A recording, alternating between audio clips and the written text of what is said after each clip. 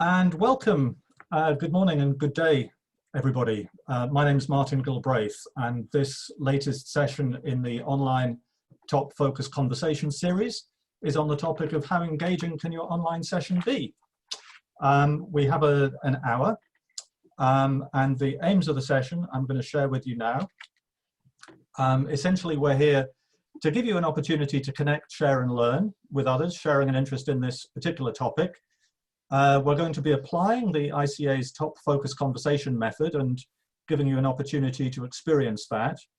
And at the end of the session also we'll be sharing some, giving you an overview of the method and sharing some sources of further information and support.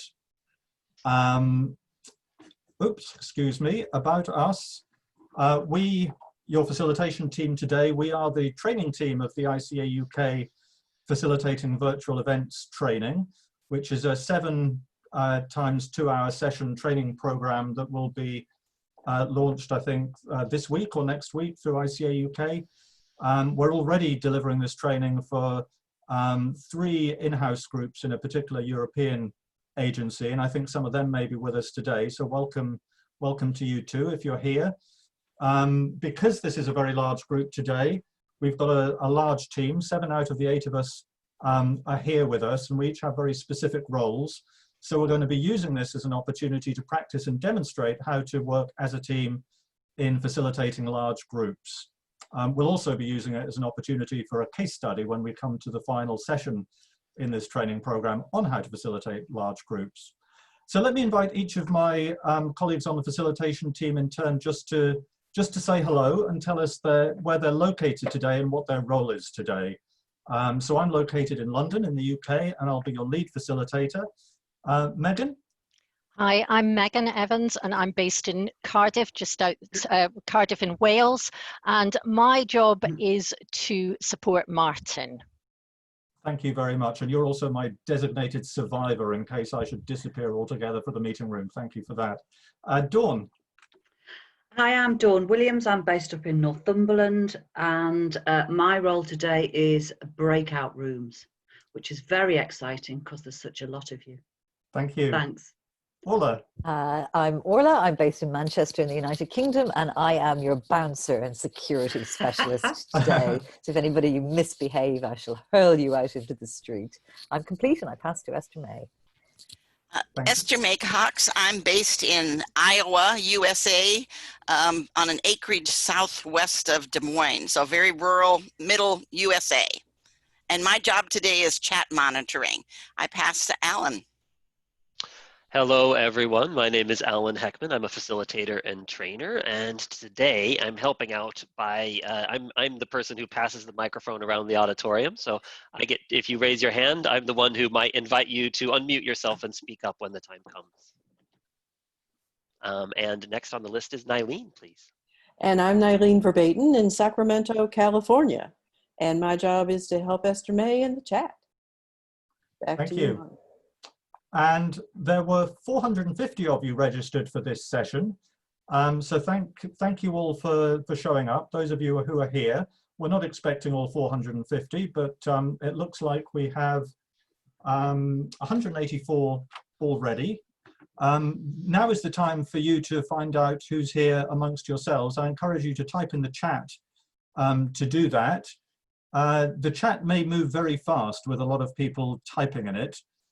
So if the chat is moving too fast for you to read, please know that you can widen the chat in order that it doesn't move so fast. And you can also download the chat and view the chat file if you need to do that. While you're doing that, let me just say that our aim here is to try to facilitate a conversation among you on the topic, how engaging can your online session be? As I say, we'll be using the focused conversation method. We'll be using the tools within Zoom. We might have chosen to use additional tools as well with such a large group, but we're here to demonstrate what you can do with the basic tools of Zoom. So we'll be using audio and video. We'll be using text chat. We'll be using breakout rooms. We'll have a poll at the end. We'll be inviting you to use the raise hand function in the participants list, and you'll find your way to the participants list at the bottom of the screen if you need to raise your hand in order to be unmuted. And I also want you to know, if you're not aware of it, that you can switch from gallery view to speaker view at the top right of your screen in order to see everybody's video screens instead of just the person that's speaking. In terms of the chat, Nylene and Esther May are going to try to keep an eye on that and either mention anything verbally there that looks like it'll be of interest to the whole group, or invite you to speak yourselves. We can't guarantee that we'll be able to answer, but we hope it's going to be a fun and fast-moving session. With that, I think it's time to give you a chance to introduce yourselves verbally to each other. So, Dawn, are we ready with the first round of breakout groups? You'll have to unmute yourself. Yes, we're ready with the first round. So I'm going to send you to breakout rooms. There's about 4 of you in each of the rooms in 3, 2, 1.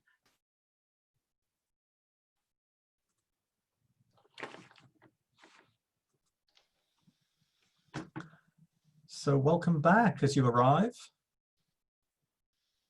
Oh, here everybody comes. 101, 117, 150. Welcome back, everybody. Did you meet somebody nice?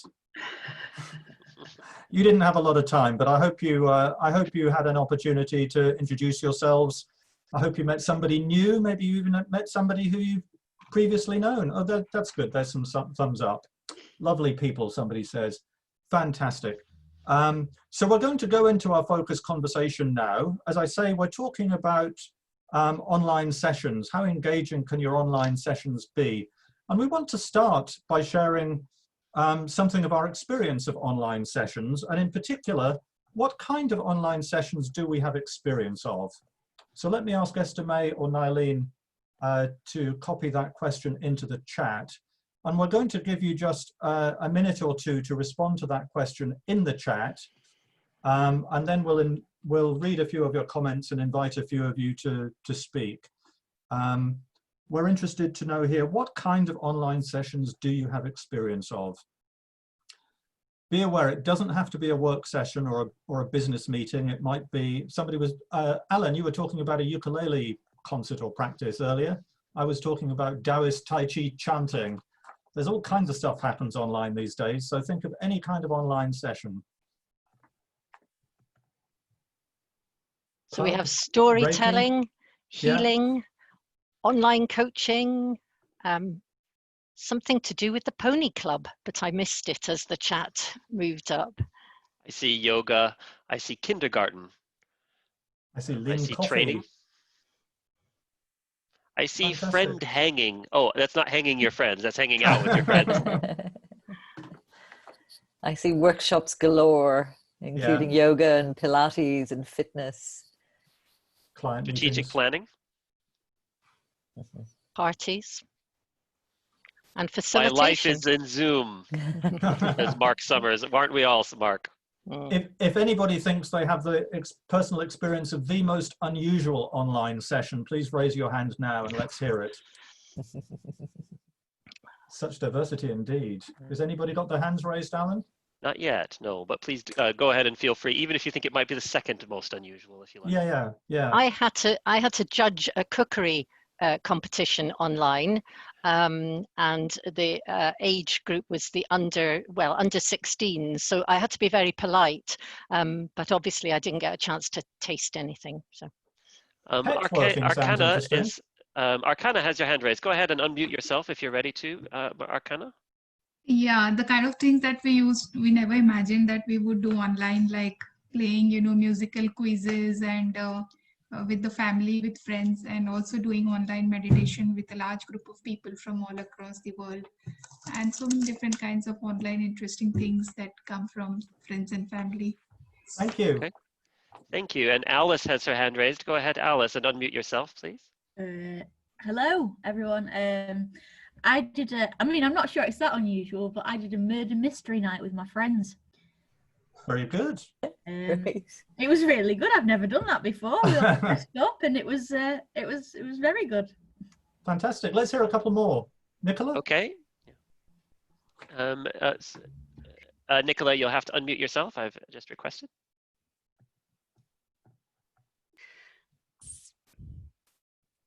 Sorry, my son did an escape the room, you know, where you get locked in a room, you have to do the challenges. He did one of those with the local scouts group, and they had hilarious fun.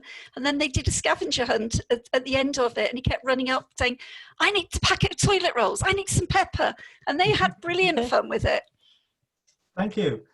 We'll hear just one or two more. We're not going to have time for all of them. In a moment, we're going to go into breakouts again to talk a little bit more in depth about our experience. But yes, go ahead. Let's hear from Ramin and then Wendy.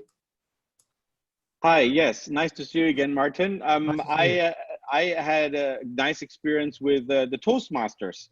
I'm a Toastmaster. We were at a speaking conference with 350 people. So that was quite interesting to see, you know, even a speaking competition. So that was wonderful. Wow, thank you. Wendy? Yes, so mine was pet working, which is, as it sounds, networking with your pets. So quite a unique event whilst people are at home. I think we're all learning a bit more about people's personal lives, and it's just nice for them to be able to introduce the pets rather than them just Zoom bombing themselves in anyway. Thank you. I did wonder what pet working was. Apologies if you haven't had a chance to speak this time. I'm going to invite Dawn to send us into breakout rooms again, and this time you'll have a slightly longer time, 12 minutes, also in groups of 3 or 4. And this time we're inviting you to share your experience of some of these online sessions, and in particular, when have you felt particularly engaged or disengaged, and what was going on? So when have you felt particularly engaged or disengaged in an online session, and what was going on? You'll have 12 minutes in small groups to discuss that. Are you ready, Dawn? Yep, I'm going to send you to breakout rooms in 3, 2, 1. Thank you.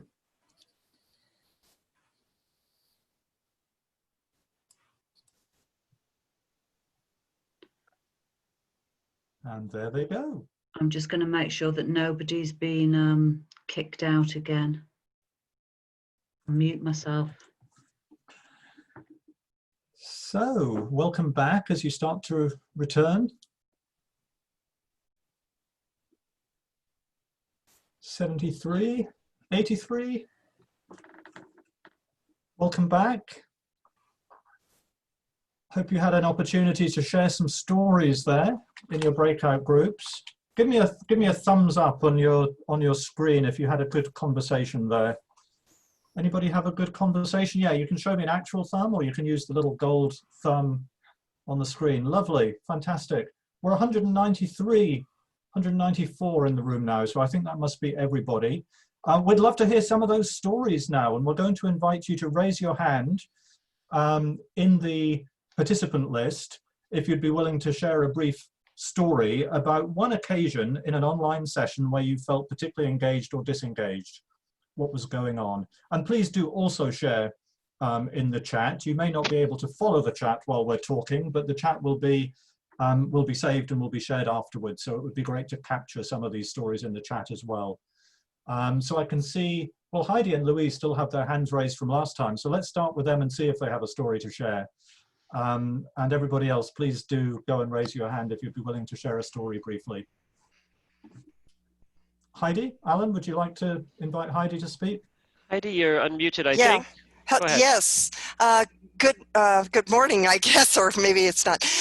Anyway, I went to an online Tupperware party that was coupled with a bingo game, and anyone can do a bingo card for whatever thing. But how this worked was they had pictures of different Tupperware, and so as they were drawing the Tupperware item that you would find on your bingo card, they had a picture of it, and then they would explain the item. And then between sets, after people got did bingo and won a Tupperware item, they would Zoom to different people's houses for cooking demonstrations in Tupperware. And so the website where you can make your own bingo card for whatever you'd like for $15 is bakerbingo.com. Thank you. Please put it in the chat. Okay. Thank you. Brilliant. Let's see if Louise has a story to share, and then I'll ask Esther May and Nylene if they could read some from the chat. Louise? My story is not nearly as exciting as that. Sorry. We in our group with Suzanne and Jason, we talked about actually Jason had been on a design thinking workshop, and they used a mixture of Miro boards, but with all sorts of other sounding games, which sounded really good. But Miro boards have been something I found keep me engaged. Thank you. Britt Jurgensen, who's on this call, has used them successfully. And Flinger is another one I really liked, which meant we could all answer questions and put post-it notes up. It was a similar sort of tool. Yeah. But both really good and quite quick. I see Annie is asking, what is a Miro board? It's a digital canvas, I think would be the generic name for it, like a whiteboard, or a sticky wall for those who know sticky walls. Anybody else like to share a story? Please raise your hand, or let me ask my teammates. Is there anything in the chat? Yes, Megan. Franny Hara, I know that you want to say something. Oh, great. Yes, I can't see you at the moment, but would you like to unmute your microphone for Franny Hara? So, Fran, I can't quite find you because it's a list of 200 people. I've got you. Oh, you got it? Okay, great. Yeah. Go ahead, Fran. Okay, just a quick story. So we use visual methodology. I'd sent people some templates in advance with pens, and we were saying if you send people free pens, they're automatically very engaged. So they had the free pens, they had the templates, and I did a pre-activity, and it was a team review of a funding project. Draw, write, or doodle something you're really proud of from the year. And one guy didn't read it correctly, so we had 7 people sharing things, and it was really engaged. And then he put up his loft conversion image because he thought it was just generally something he was really proud of. So it was very funny. And what was really nice was that we all laughed so much, and I sort of really remembered how much when you all laughed together, that team that were all over the UK, they all got very engaged, and it was just so funny. And then I said, okay, I'll draw that into the picture, and it's like a running thread now. It's in the event summary, so it's kind of like bringing in those opportunities for people to communicate and stuff. It's the laughter, isn't it, really? If you can get laughter in there, which is harder, but you just got to try it and see what works. So that's my story. Thank you. Thank you. Lovely. 1 or 2 other stories, anybody? When have you felt particularly engaged or disengaged? Have we heard about disengaged? Please do feel free to raise your hand in the participant list if you'd like to speak up. Well, here's one that actually describes almost all of the things that can go bad. Bad sessions, slow, monotonous, boring, 2.5 hours long, one person delivering for 2 hours. So it's all of that stuff that can just go haywire, if you will. And then the engagement strategies from Andrea, frequent interaction via chat, poll, emojis, breakout rooms. And then somebody indicated peppy music during construction activities. So there are lots of things that we can add to these events to make them engaging. Thank you. We do have 2 people interested in speaking up now. Go ahead, Sonia. Hi. I have found this is more being a participant as opposed to actually running a virtual workshop. I have found that there have been some workshops where I just don't know the difference between it being a virtual workshop and, say, watching a YouTube video post-event on the same subject. So I think there's something there about really needing to keep it interactive so that there are exercises that keep people engaged. So it's not just something that they can watch afterwards. And then I've got something quite controversial to say, and we talked about this in our breakout room, which is about the chat function on Zoom. Personally, I find it really distracting. I find it really hard to listen. When I'm running my own virtual webinars, I actually, as a host, I actually turn the chat function off unless there's a request coming to me. I think you have to use it really carefully, because otherwise people can have whole conversations by themselves and they're not paying attention at all.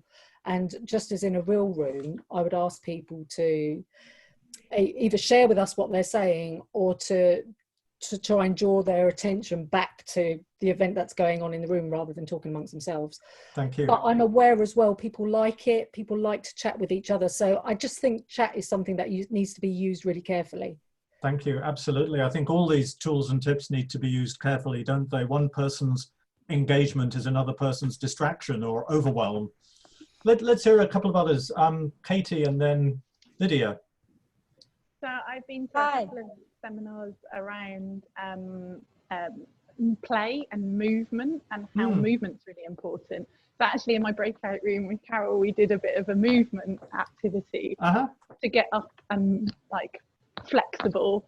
But there is something about if you're trying to be creative in particular, there is something around movement to tap into that creativity side of things. So at the beginning of all of my team meetings, I make everyone do stretches, because I think it's important. Yeah, there's some really fun exercises you can do, and I'm going to try and find the link and put it in the chat, that you can do as a whole Zoom. There's some really fun ones that you can do in this kind of view. Thank you.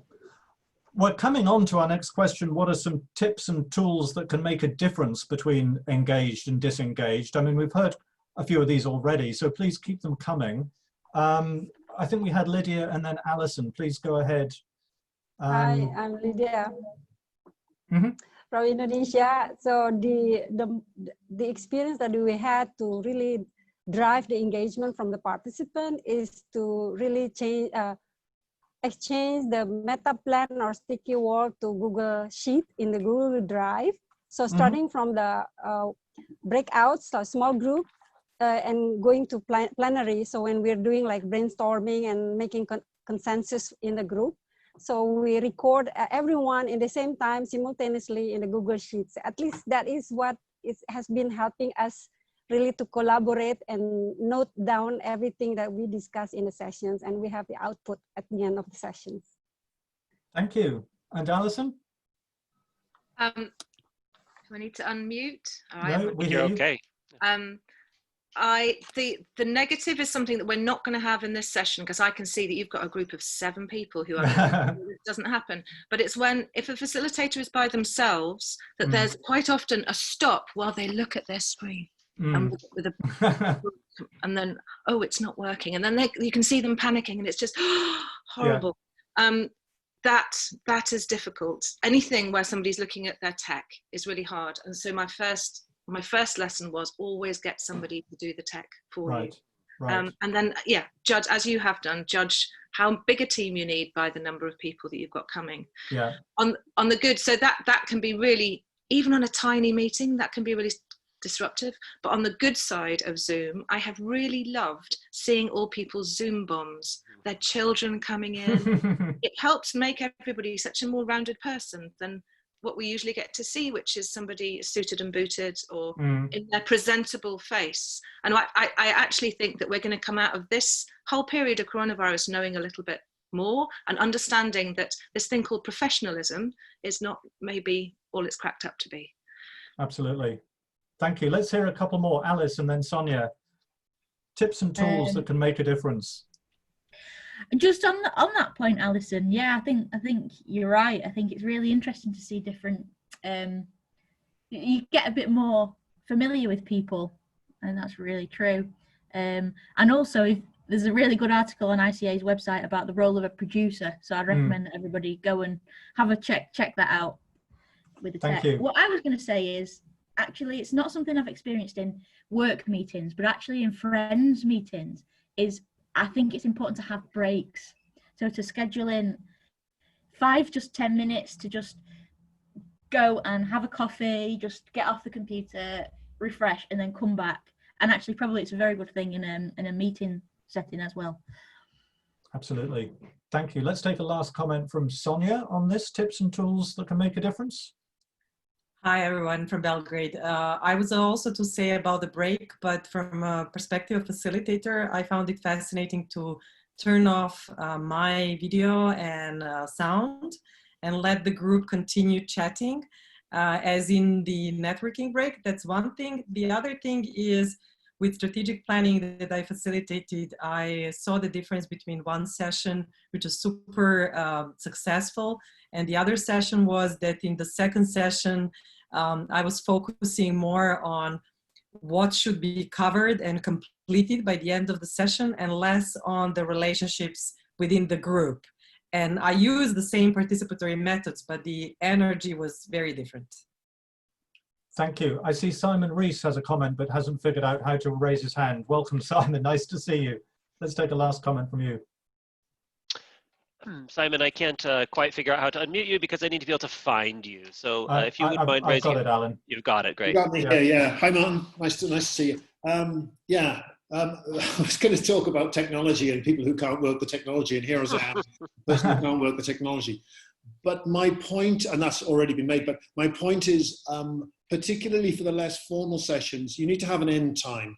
Sometimes these online sessions can drag on and on. You say, no, we're going to finish by such and such a time. I'm a member of a book club, and we have our meetings now online, but they're much shorter than the face-to-face ones because they have to be, if you stretch them out any longer, they're a pain in the backside. Yeah. So thank you. Either fix an end date or be a strong chair and say, okay, I think we're done now. Will we call it a day? Thank you. And we have less than 15 minutes till our end time. We do have a hard stop. Thank you for that. So let me move us on to our final question, which is, what's one insight, tip or tool that you can take away and apply from this conversation? What's one insight, tip or tool that you can take away and apply? And I invite you to take a minute or two to share those in the chat. And as I say, the chat, you can save the chat for yourselves, and I will save it and circulate it afterwards. So this will help us to capture some of the insights from this conversation. I'll just give you a minute or two to do that, and we'll look through and read out a few of the comments that we see.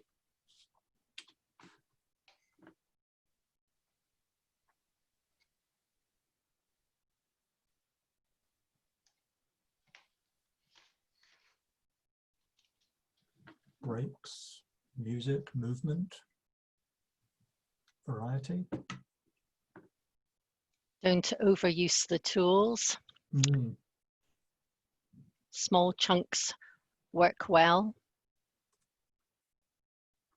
Work with a co-facilitator. Always important, Martin. Yeah. Involving body and spirit. Good balance of visuals, airtime, and involve participants. Movement. Good discussions around how important movement is. Can use multiple screens. I see Larry is saying he'd love to have some tips from me and the other facilitators. Well, Larry, there isn't going to be an occasion for that, but this isn't it. We'll be sharing some other opportunities at the end of the session when we'll be doing that. Multisensory approaches. Fantastic. Lots of insights there. Well, please do continue to keep sharing those insights and takeaways in the chat, if you will. We're not here today to give you our own insights as to how to make online sessions engaging, except, of course, to do the best to demonstrate it in how we make this online session engaging. But I am here to tell you a little bit about the ICA's focused conversation method, which is the method that we've used to structure today's conversation. So let me take just a few minutes to talk you through this. Some of you I know are very familiar with this, others will have come across it. In case you haven't, the technology of participation is the name given to the facilitation methodology developed by ICA, the Institute of Cultural Affairs, over 50-odd years of working in communities and organizations worldwide. And the top methodology is built upon the ORID model. ORID is an acronym for the 4 levels of this model of human process. So essentially, ORID is a model of human process. It's how we think clearly, when we think clearly. The model says that we first experience life and we know what's going on around us through our senses, through our sensory perception, sight, sound, hearing, taste, and smell. And it's based on that sensory perception that we have some kind of intuitive or emotional reaction, what we call in the model a reflective response. This is where emotions and feelings stir. We might also be reminded of something, reminded of some previous experience. And it's based on both the objective and the reflective level that we begin to make sense of our experience. We interpret, conscious connections and ideas form, understanding. And the model says that it's only based on all 3 of those levels that we come to any kind of conclusion, resolution, or decision, or even action. So the model suggests that all of us go through these 4 levels of experience all of the time, and we're very often unaware of it.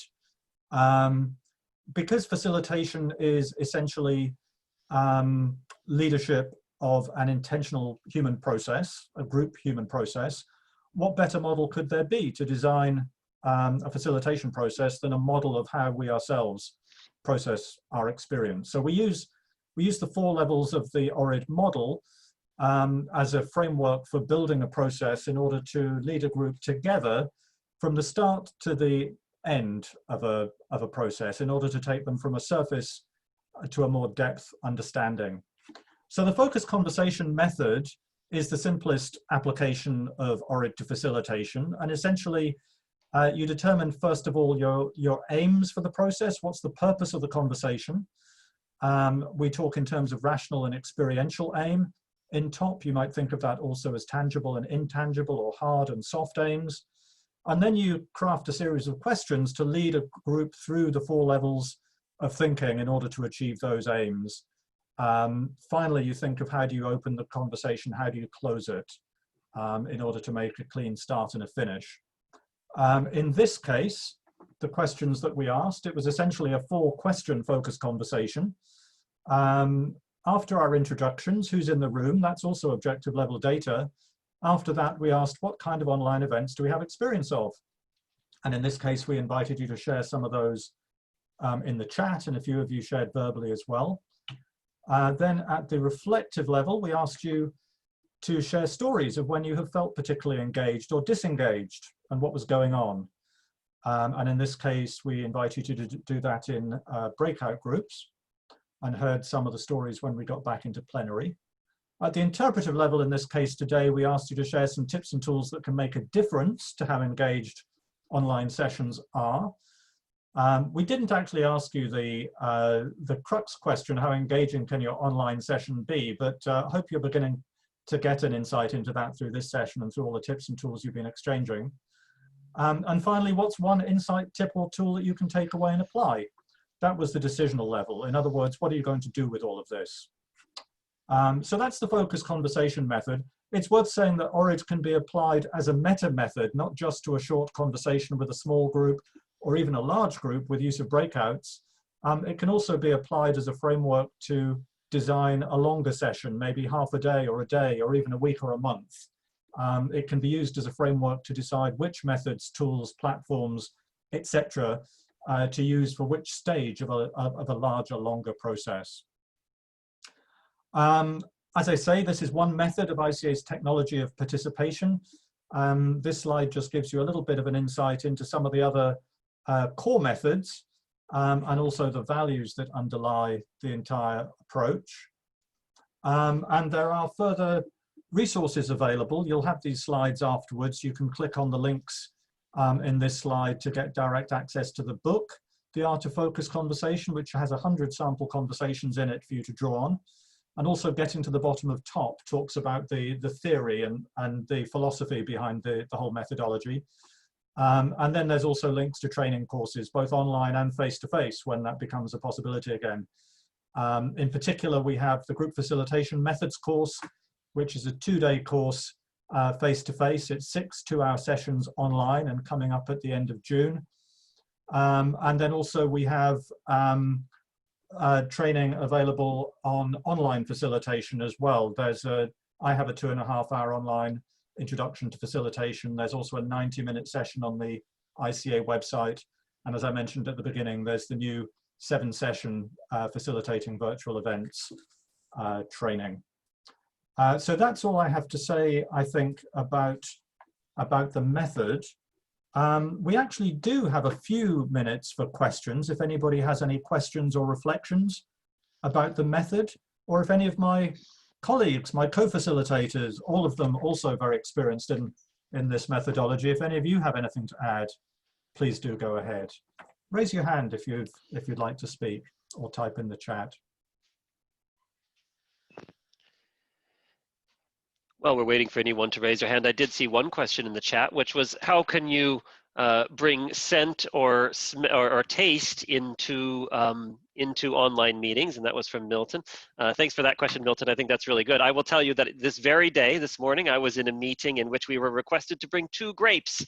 And when we went through an exercise of learning about tasting those grapes as a way to learn about wine. But I will also, that was great, but I will also highlight to you that although Martin's slide said the objective level is about sense data, and it certainly includes data, sense data, the way we use it in practice is not only to draw sense data, but also just to draw out any of the objective facts or the basic situation. So it's not only about sense data there in the method as Martin described it. Thank you. Absolutely. One of the things I do to bring taste and smell into face-to-face meetings is I use scented Mr. Sketch markers, which is great fun because people wind up smelling them in the session and they get ink on their noses. If you've been to face-to-face training with me, you'll know that. Somebody earlier on in the session today talked about sending stuff through the post in preparation for an online session, which is a great way to bring something tangible and analog into an online session, as well as just asking people to reach for anything that they happen to have next to them. But send people something if you want them all to have the same smell or taste available to them. That's another way to do it. There's a question from Louise. Would you like to go ahead, Louise? I just want to say I have found this session very engaging. One of the things I've found about this session was the breakout rooms really do break up a presentation. My challenge is I work for the Parliament in Northern Ireland. Zoom, unfortunately, isn't a platform that I'm at the moment allowed to use. And if anybody can give me any evidence that I can take to my IT department to say, can we please use this? I just was wondering if there's, we're using MS Teams at the minute, which just isn't conducive to, I work with committees around, they're hoping to do virtual stakeholder events for gathering evidence. And I just have real challenges with using Teams as a platform. Are there any other platforms other than Zoom that we could investigate?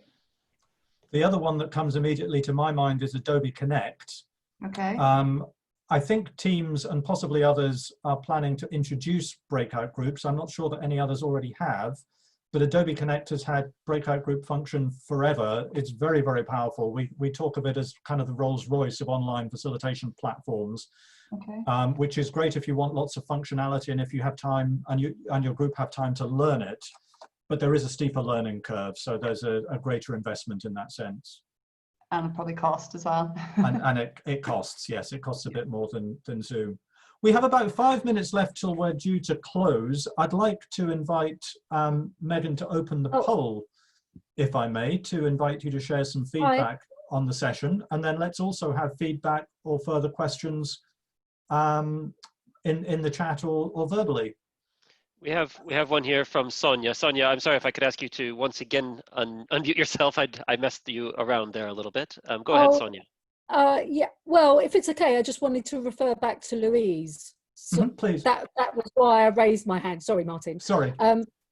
In some of the work that I've been doing with clients that are very concerned about security, Louise, they've been using Google Meet, which have upped their security and their functions, and also the amount of people that you can have in a virtual workshop. There is the breakout facility, the breakout rooms facility. So, and it's very user friendly. I just wanted to share that. Thank you. Thank you. Go ahead, Amanda. Hi there. It was just a question if anyone has experience of working with people who are maybe not too, I think someone else put it in the the chat as well, and who are not too comfortable with technology. I imagine most of us here are quite IT comfortable, and but some of the people we work with or try to run our community events with are people who definitely first time and sort of using any kind of webinar facilities, and some are not even getting in to use any kind of webinar is uncomfortable space for them as well. So any tips or any ideas around that? Let me invite anybody to share responses in the chat, if I may. I'm aware that we just have 3 minutes left. I'm happy to stay around for a few minutes after closing time, and anybody else who'd like to is welcome to as well. Megan, are you able to launch the poll? You're muted. It's going, Martin. The poll is actually running, yeah. Oh, it is running. Okay, that's strange. I'm not seeing it. Okay, thank you.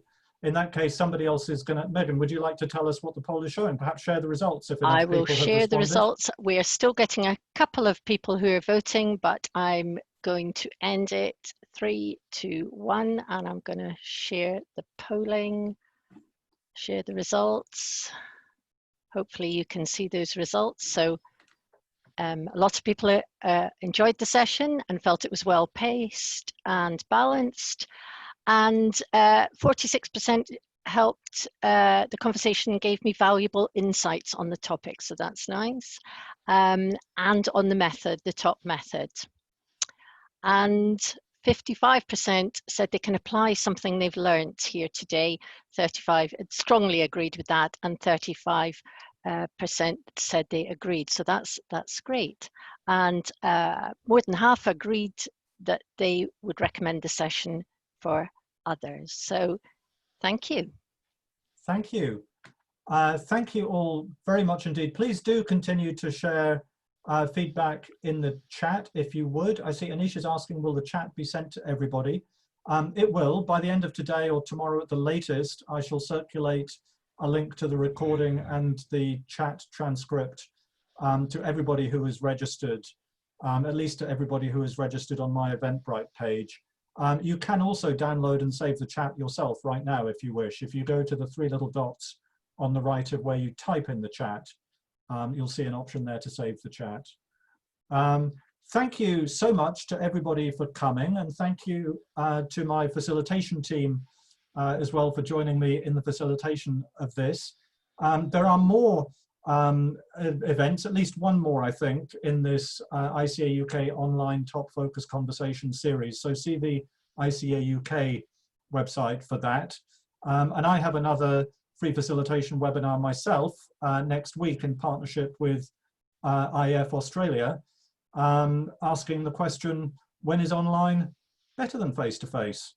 That's at 9 AM UK time, 6 PM Sydney time next Thursday. So please join me for that if you can.